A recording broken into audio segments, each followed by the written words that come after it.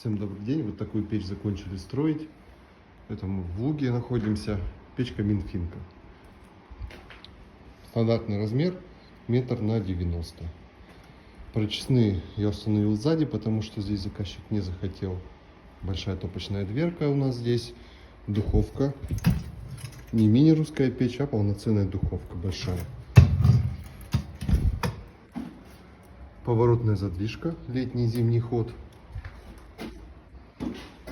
Труба примерно 3 метра у нас. Из коричневого кирпича тоже, потому что здесь дом будет со вторым светом. Это контрольная задвижка в трубе. И здесь у нас задняя стенка вынесена в комнату. Верхняя прочесная и 2 нижних.